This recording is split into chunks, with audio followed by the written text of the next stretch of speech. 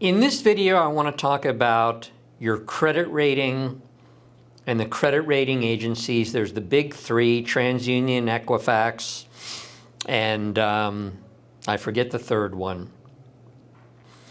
The bad news is they run and control the country, and they're in it with the banks. And credit ratings these days, credit reports are done for just about everything. If you try to get a job, of course, if you apply for any kind of a loan, if you try to go to work for a government agency, everybody wants to know your credit rating. And the three credit rating agencies are completely corrupt. They engage in crimes all the time. The government knows it, and the government has sued them many times for doing this. But of course, the government never fines them enough money to discourage them because they have too much money. So there's not a heck of a lot you can do about your credit rating. I've sued all three credit rating agencies in federal court many times. The litigation can go on for years because they have plenty of money for lawyers. And sooner or later you may win, but then the credit rating agencies immediately find a way around that. They can always report anything they want to. And they report whatever the banks tell them to report. So if the bank says that they want them to report that you're a deadbeat and that you should have a low credit rating, that's what they report. And you have the right to file something saying you dispute that. And you can, and it's very easy to do. You're entitled to get your credit reports, a copy for free at any time. And you're entitled to dispute anything that's on there. And usually the credit reporting agency will post it and say this claim is disputed, but I wish you a lot of luck. Who do you think people are going to believe? The bank that says that you're a deadbeat and you should have a low credit rating, or you saying that you dispute that? So I'm sad to report there's no good way to win against the credit reporting agencies. And I'm going to be very interested to see what they do, because they have a problem right now. There are so many tens of millions of people who are not able to pay their debts that they end up with very low credit ratings. But the ultimate result of that is that practically everybody in the United States is going to have a low credit rating. And if everybody in the United States, except for the 1%ers, the very wealthy in this country, who don't need a good credit rating because they can pay for everything in cash. But if the vast majority of people in this country have a low credit rating, then it becomes kind of meaningless, doesn't it? What does it mean? If everybody's credit rating is low, then what do you compare it to? You can only compare it to the very rich who have great credit ratings but don't need any credit. So it's going to be very interesting to see what the credit rating companies do. I'm not going to guess. I don't have any idea. They keep their method secret, of course. Top secret. You can't find out how they figure out what your credit score is. I'm guessing that they're struggling with that a little bit right now. And the algorithms they use, I have heard, are incredibly complicated. It takes all kinds of things into consideration: your age, your income, your debts, how often you've paid them, how often you haven't paid them, your taxes, all kinds of things. So it'll be very interesting to see what they do. But my recommendation is that you try to avoid credit completely. You shouldn't need credit for anything. Everybody has an income. Even the poorest of the poor that are living on the street should have an income, because they at least have some kind of government benefits. And with this new 1.2 trillion or whatever it is program that President Biden just passed, there are more and more government benefits available. So everybody should have an income. And you should have very few debts.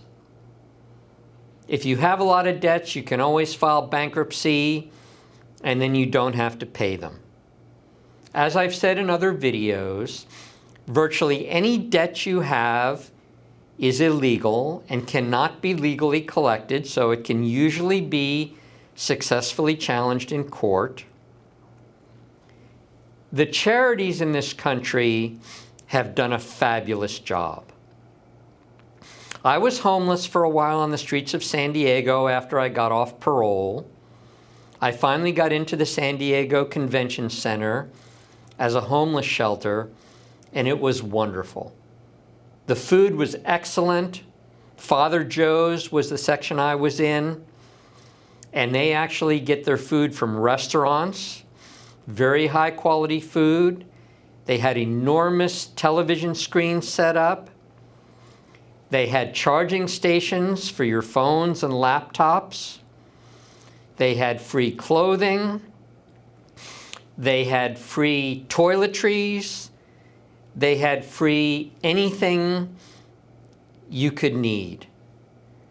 And all the churches and synagogues and religious organizations have food banks and food pantries and clothing and furniture and toiletries.